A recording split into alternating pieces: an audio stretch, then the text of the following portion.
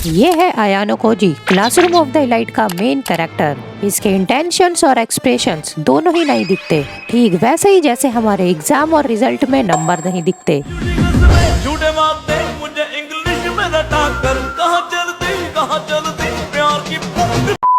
लेकिन फिर भी लोग अयानो कोजी को पसंद करते हैं क्योंकि ये बंदा किसी भी चीज पर रिएक्ट ही नहीं करता। चलो एग्जाम्पल के लिए ये मान लो कि तुम अयानो कोजी से बात कर रहे हो। यार अयानो कोजी, पता नहीं क्यों पर इस बार भी मेरा छोटा भाई फेल हो गया एग्जाम में। कि उसका एग्जाम तो मैंने लिखा था। ओए वो देख, घर के ऊपर से प्लेन जा रहा है। वैसे मेनली अयानो कोजी को लोग इसलिए पसंद करते हैं क्योंकि ये इमोशनलेस जीनियस होने के साथ ही लोगों को मैनिपुलेट भी कर सकता है और लॉजिकल डिसीजंस भी लेता है, जो कि काफी अच्छी बात है।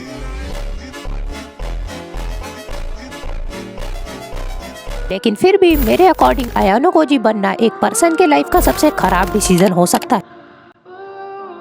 आई नो कि आपके दिमाग में आ रहा होगा कि अयानो कोजी जैसा एक्सपर्ट और जीनियस बनने में खराबी क्या है, लेकिन इसे एक्सप्लेन करने से पहले सबसे पहले बात कर लेते हैं इमोशनलेस बनने की। आई एग्री कि इमोशनलेस बनने से कुछ फायदे भी हैं, जैसे कि तुम्हें रिजेक्शन से फर्क ही नहीं पड़ेगा एंड आपके सारे डिसीजंस 100% लॉजिकल होंगे एंड आप इमोशंस में बहकर उल्टे सीधे काम भी नहीं करोगे। ओके, लेकिन ये इमोशंस की नहीं, कॉमन सेंस की गलती है। तो हाँ, जैसे मैंने कहा कि इमोशनलेस होने के बहुत सारे फायदे हैं, बट यही सबसे बड़ा ट्रैप है, क्योंकि अगर आप इमोशनलेस बन भी गए तो नेगेटिव इमोशंस के साथ पॉजिटिव इमोशंस भी खत्म हो जाएंगे। मतलब आपको हैप्पीनेस और एक्साइटमेंट फील ही नहीं होगी और जो चीजें आप एंजॉय करते थे, जैसे कि दोस्तों के साथ गेम खेलना, कहीं घूमना और फैमिली के साथ टाइम स्पेंड करना, वो सब फिर आपको सिर्फ एक पॉइंटलेस और मीनिंगलेस लगेगा, क्योंकि आपके एक लॉजिकल दिमाग के अकॉर्डिंग ये सब आपके लिए सिर्फ एक टाइम वेस्ट होगा।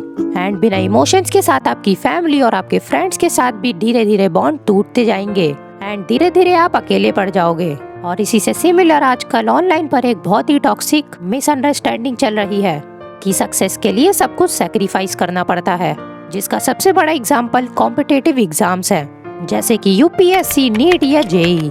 एंड लोग अपने गोल्स को अचीव करने के लिए टेम्पररी प्लेजर ही नहीं बल्कि अपनी पूरी लाइफ सैक्रिफाइस कर देते हैं। जो सब कुछ ही उनके लिए मैटर करता था वो सबको ही क्विट कर देते हैं।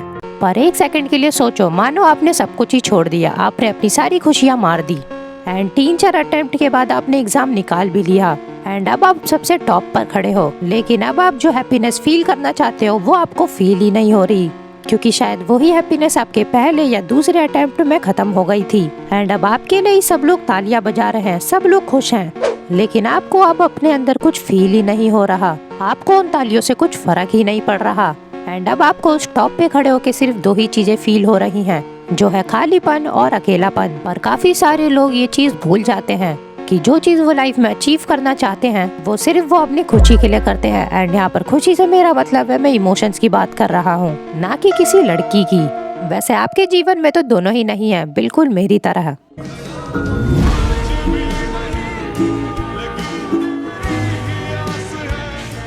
खैर, जैसे कि मैंने कहा कि वो सभी लोग जो चीज अपनी अचीव करना चाहते हैं वो सब सिर्फ और सिर्फ हैप्पीनेस के लिए करते हैं, बट अपनी उसी गोल की तरफ आगे बढ़ती हुई जर्नी में अपनी उसी हैप्पीनेस का सैक्रिफाइस कर देते हैं जो वो एट द एंड फील करना चाहते थे। एंड आपको ये चीज काफी लेट रियलाइज होगी कि हाँ, आप अयानो कोजी की तरह इमोशनलेस तो बन गए, लेकिन इमोशंस को सैक्रिफाइस करना क्या सच में वर्थ इट भी था? खैर, अब अगर बात करें कि परफेक्ट मास्टरमाइंड बनने की, तो हर किसी को अयानो कोजी जैसा जीनियस बनना है, ऐसा इंसान जो हर चीज पर टॉप पर हो, चाहे वो पढ़ाई हो या कोई फाइट। एंड ये सुनने में भी कितना कूल लगता है ना। एंड स्टार्टिंग में शायद मजा भी आए, लेकिन इसमें भी आपको at the end similar he outcome मिलेगा जो आपको इमोशनलेस बनने पर मिल रहा था। कैसे? Let me explain. मान लो कि आप एक बार टॉप पर चले गए, लेकिन इसके भी चांसेस उतना ही है जितने साइतामा के सर पर बाल, लेकिन तब भी मान लेते कि आप जैसे तैसे कर टॉप पर चले गए एंड अब आपको अपनी टॉप पोजीशन को मेंटेन रखना आपके लिए काफी बड़ा स्ट्रेस बन जाएगा। पर चलो एक सेकंड के लिए मान लेते हैं कि अब आप अयानो कोजी की तरह इतने परफेक्ट बन गए हो कि आपको सेकंड आने का डर ही नहीं है एंड ये बात अब आपको भी पता है कि आप हर बार फर्स्ट आओगे, तो क्या आप सच में खुश रहोगे?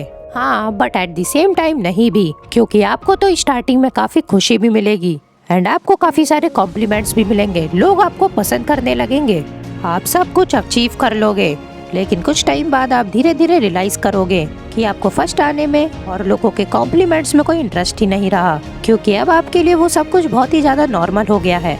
एंड अब आपके लिए जीतना काफी ज्यादा नॉर्मल रूटीन बन जाएगा, बिल्कुल हमारी करंट लाइफ से अपोजिट। ये पग बजाकर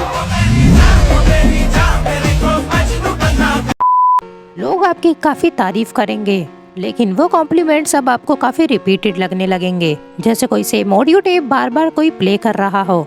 क्योंकि लाइफ का सबसे बड़ा मजा होता है कुछ नया सीखना एंड फिर इम्प्रूव करना। लेकिन अगर आप पहले से ही परफेक्ट बन जाओगे एंड हर बार आपको सेम ही आउटकम मिले, तो आज नहीं तो कल आपके लिए काफी ज्यादा बोरिंग ही हो जाएगा। जैसे कि हर बार आपको भूख लगने पर आपका फेवरेट फूड ही दिया जाए, चाहे आप लोगों के कितना ही पसंदीदा हो, लेकिन अब आप बोर हो जाओगे and as usual at the end अपने आप में अकेलापन फील करोगे। बस यही होगा कि इमोशनलेस होने पर अब आपको कुछ फील ही नहीं हो रहा एंड परफेक्ट होने पर आपको दो इमोशंस हमेशा फील होंगे, जो कि है बोरडम एंड फ्रस्ट्रेशन। लेकिन फिर भी मेजोरिटी ऑफ लोग इस फैक्ट को बिल्कुल ही इग्नोर कर देते हैं कि आयानो कोजी ने ये स्कूल ही इसलिए ज्वाइन किया था ताकि वो नॉर्मल स्टूडेंट्स की तरह एक नॉर्मल जिंदगी जी सके। वो वहाँ पर अपने टैलेंट का शो ऑफ करने नहीं गया था, क्योंकि उसके लिए फर्स्ट आना and top results already meaningless हो चुके थे। एंड सबसे बड़ी बात कि वो इतना परफेक्ट अपनी मर्जी से नहीं बना था, उस पर बचपन से ही एक हॉरिफाइंग एक्सपेरिमेंट्स किए गए थे। वो एक मास्टरमाइंड नहीं, वो एक डार्क एक्सपेरिमेंट का एक ऐसा रिजल्ट है जिसने उसके अंदर से ही खुशी नाम की चीज को ही खत्म कर दिया, जो उसे इंसान बनाती थी। हाँ, मैं बात कर रहा हूँ इमोशंस की, क्योंकि लाइफ में इमोशंस के अप डाउन एक हार्ट बीट की तरह होते हैं। तुम इमोशंस को मार के एक परफेक्ट स्टेबल लाइफ चाहते हो, लेकिन याद रखना, जिस दिन हार्ट बीट की लाइन एक सीधी स्टेबल हो जाती है तो उसे परफेक्शन नहीं बल्कि डेथ कहते हैं। एंड अगर अभी भी तुम अपनी टीनेजर लाइफ में इमोशनलेस होकर जी रहे हो, तो ये बात याद रखना कि कुछ लोग जीना 20 साल में ही छोड़ देते हैं, लेकिन उनकी सांसें 80s में बंद होती हैं।